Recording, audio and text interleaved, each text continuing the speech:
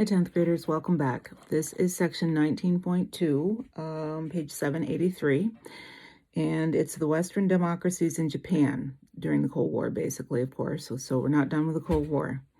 All right, despite the tensions of the Cold War, I'm at the top in purple, the United States enjoyed a period of great prosperity and growth in the post-war decades. Its booming economy became a symbol of the power of capitalism and democratic freedoms in the ongoing propaganda war against communism. The Western democracies and Japan, post-war prosperity in the United States. Now, be aware there's a lot of this stuff that we would never be tested on, so I'll be skipping around, but I'll try to make sure it's clear where I'm going. In the post-war decades, the American economic system flourished. American businesses expanded into markets around the globe. The dollar was the world's strongest currency. Foreigners flocked to invest in American industry and to buy U.S. government bonds. America's wealth was a model for other democracies and a challenge to the stagnant economies of the communist world. America in a central role. During the Cold War, the United States was a global political leader. The headquarters of the League of Nations had been symbolically located in neutral Switzerland. The headquarters of the newly formed United Nations was built in New York City, so we definitely joined the United Nations. And of course, as you may remember, the United Nations had the ability to keep the peace using peacekeeping forces. The United States also played a leading economic role. America had emerged untouched from the horrendous destruction of the Second World War. Other nations needed American goods and services, and foreign trade helped the United States achieve a long post-war boom. The long post-war peace among democratic nations helped to spread this boom worldwide. Okay, so an economic boom. In 1945, the United States produced 50% of the world's manufactured goods. Factories soon shifted from making tanks and bombers to peacetime production. With the Cold War looming, government military spending increased, creating many jobs in defense industries. Okay, go over to the United States and the global economy. It's the second column on the same page.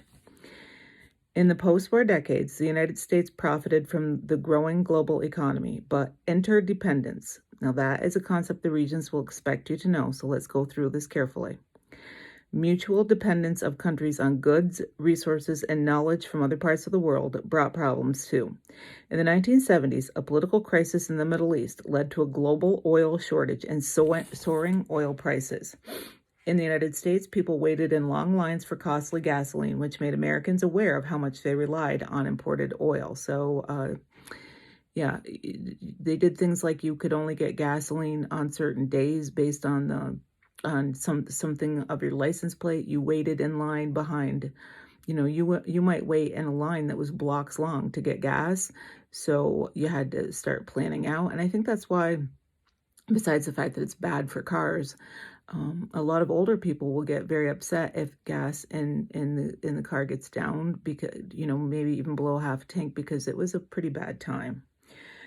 Back to the book. The oil crisis and other economic issues brought periods of recession or economic downturn. For the most part, recessions were fairly mild. Other economic issues, however, such as competition from nations in Asia and elsewhere, posed challenges for the United States. During the 1980s, the United States lost manufacturing jobs to Asia and Latin America, and we still see that. It's called outsourcing. Some American corporations even moved their operations overseas to take advantage of lower wages. Still, the United States remained a rich nation and a magnet for immigrants. These newcomers came largely from Latin America and Asia, and that is where the majority of immigrants to this country still come from, Latin America, so the areas below us, and Asia. By the 1980s, some Americans were calling for stricter laws to halt illegal immigration. Okay, we don't need to do the United States responds to new challenges, so let's turn to page 786. We don't need the Great Society or conservatives respond. Let's go to rebuilding Western Europe. The impact of and recovery from World War II on the political and economic systems of Europe was profound. With Marshall Plan aid from the United States, Western European countries recovered from World War II. They rebuilt industries, farms, and transportation networks destroyed during the war. In the 1950s, economies in Western Europe boomed. Standards of living rose dramatically, and people began to enjoy comforts unheard of in earlier times. West Germany's economic miracle. This is something the regions will want you to know, that basically West Germany prospered, did incredibly well, East Germany struggled. The early post-war years were a desperate time for Germany.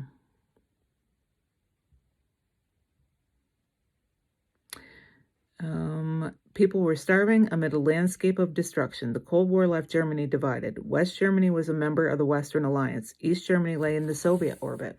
Over the next decades, differences between the two Germanys widened. And if you take a look at the chart at the top, that certainly does show you the differences between East Germany, which struggled and stagnated. Sometimes regions will tell you that the economy stagnated, which is basically was still and dead. And hopefully I said East Germany stagnated, and West Germany did very well. Okay, back to the reading. First full paragraph, 787. Early on, the United States rushed aid to West Germany in order to strengthen it against the communist tide sweeping Eastern Europe. From 1949 to 1963, a strong-minded chancellor, Konrad Adenauer, led West Germans as they rebuilt cities, factories, and trade. Despite high taxes to pay for the recovery, West Germany created a booming industrial economy. This economic miracle raised European fears of a German revival. But West German leaders worked closely with France and the United States and NATO and other international organizations.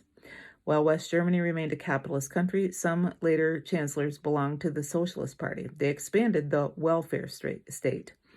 Under this political system, a government keeps most features of a capitalist economy, but takes much responsibility for the social and economic needs of its people. In the welfare state, a government provides national health care, unemployment insurance, old age pensions, and support for qualified students to attend college. And those are sort of very similar things to we have some of those here in the United States now. And of course, if you look at the political platforms of the Democrats running for office, certainly still Bernie Sanders wants that sort of thing in place. Germany reunites. The post-war decades brought no economic miracle to East Germany. Under communist rule, its economy stagnated. The Soviet Union exploited. What's that mean, guys? Hopefully you remember. Exploited means take advantage of East German workers and industry for its own benefit. Still, unemployment was low, and East German workers had some basic benefits such as health care and free education. By 1989, communism was declining in the Soviet Union. Without Soviet power to back them, East Germany's communist leaders were forced out of office. The Berlin Wall was torn down, and in 1990, Germany was reunited. While Germans welcomed unity, the change brought new challenges. Prosperous West Germans had to pay higher taxes to finance the rebuilding of the East. At the same time, East Germans faced a difficult transition to a market economy. So how they have indicated this in the past, and you'll see it in the notes and on a quiz. So they have like the leader of Germany at that time on a bicycle, and the front tire representing Western Germany is, great. The back tire is like a rock. So East Germany slowed down, not forever, but for a while, the reunified Germany, because it had to be fixed and modified. Okay, I think we will. Well, let's go on. Britain recovers. World War II left Britain physically battered and economically drained. After the war, Britain could no longer afford its overseas colonies, which demanded independence. That's when India achieved independence, for example. Britain gave up colonial leadership to its close ally, the United States. The war also impacted the British political system. After the war, British voters elected a Labour Party government, which began building a welfare state. Remember, that's one where basically the government collects high taxes, but provides for the well-being, the welfare. It's not a bad word in this case. It means well-being of its citizens.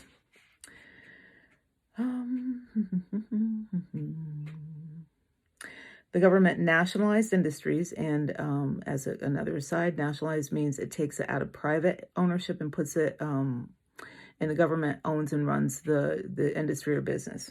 So back to this, the government nationalized industries and expanded social welfare benefits. It built housing for the poor and opened new state-funded universities. A national health service extended free or low-cost medical care to all citizens. To pay for these benefits, taxes rose tremendously. By 1979, Britain and the rest of Europe faced economic hard times. Britain's Conservative Party, led by Margaret Thatcher, won power and set out to roll back the welfare state. Thatcher privatized government-run industries, so she took them out of the control of the government and put them back into the hands of private business people. Curbed the power of labor unions. To curb in this case means to cut back on. Reduce the size of the government bureaucracy and cut back welfare services.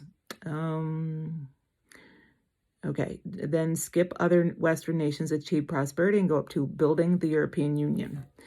Europe's post-war recovery was helped by economic cooperation. In 1952, 6 nations, West Germany, the Netherlands, Belgium, Luxembourg, France, and Italy, set up the European Coal and Steel Community. It eased barriers to trade in coal and steel, which spurred economic growth.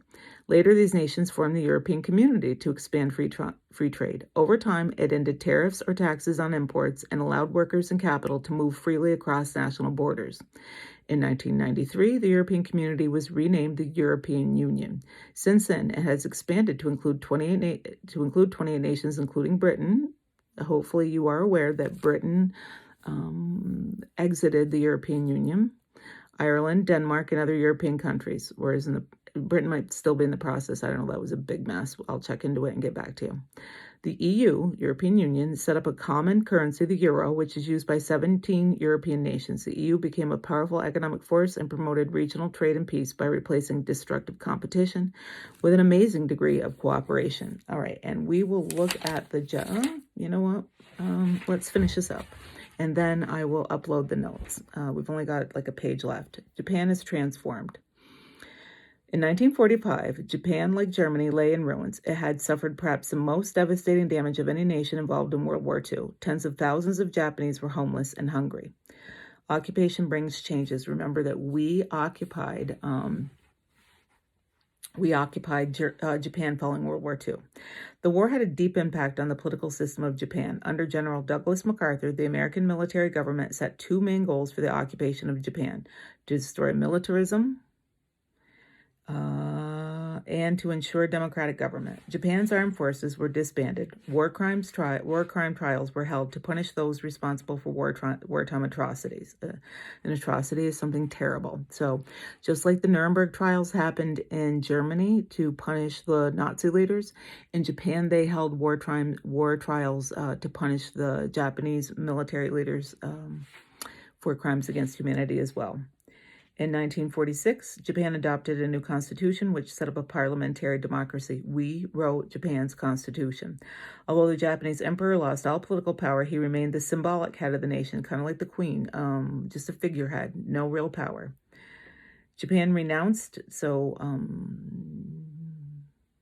not trash talk, but said it was a bad thing, renounced war and banned any military forces except for its own defense. And we, for a small stipend, have provided Japanese military defense for years. To build Japanese democracy, American occupying forces backed changes to the economic and social systems. They opened the education system to all people and emphasized legal equality for women. A land reform program bought out large landowners and gave land to tenant farmers, erasing lingering traces of feudalism in Japan. Other reforms protected the rights of workers. Japan and the Cold War. By 1950, Japan was on the road to recovery. At the same time, the Cold War was making the United States eager to end the occupation. As the Cold War erupted into armed conflict in nearby Korea, remember that Korea is between China and Japan, the United States and Japan signed a peace treaty, and in 1952, the occupation ended. Japan and the United States had close ties during the Cold War. The American military operated out of bases that they had set up in Japan, while Japan enjoyed the protection of the American nuclear umbrella. What that means is that because we have nukes and they're our ally, if we had to use nukes to defend Japan, theoretically we would. So that's what the nuclear umbrella means. The 2 nations were trading partners and in time competitors for global markets. The Japanese economic miracle. This is basically everything under Japan is transformed as fair game for the regions. Between 1950 and 1975, Japan produced its own economic miracle, even more spectacular than Germany's. It chalked up huge jumps in gross domestic product. GDP is the total value of all goods and services produced by a nation in a particular year. Japan's success was built on producing goods for export. At first, it manufactured textiles, and if you remember, textiles means cloth. Later, it shifted to selling steel and machinery. By the 1970s, Japanese cars, cameras, and televisions found eager buyers on the world market. Soon, a wide range of Japanese electronic goods were competing with Western and especially American products. Japan's economic miracle was due in part to its new modern factories built after the war. Because Japan spent little on its military, it could invest more in its economy. It benefited from an educated and skilled workforce and imposed tariffs and regulations that limited imports and helped Japanese manufacturers at home. So it placed tariffs on imported goods, so you had to pay more for an American good going into Japan than you would to just buy the Japanese-made goods. So that tariffs are protective of home industries, and in this case, Japan puts tariffs on, so they protected Japanese factories, industries, businesses. By the 1980s, Japan was seen as an economic superpower. Its vast trade network reached around the world and resulted in a trade surplus. That means that the value of what you produce is bigger than the value of what you bring in. So it's a good thing. It's like making money as a country. By the 1980s, United States manufacturers were angered by what they saw as unfair competition, and the U.S. pushed Japan to open its economy to more imports. Japan's stunning economic growth ended in the 1990s. However, it continued as a major world economic power, and that is it for Section 2. I will annotate and upload the notes in a bit.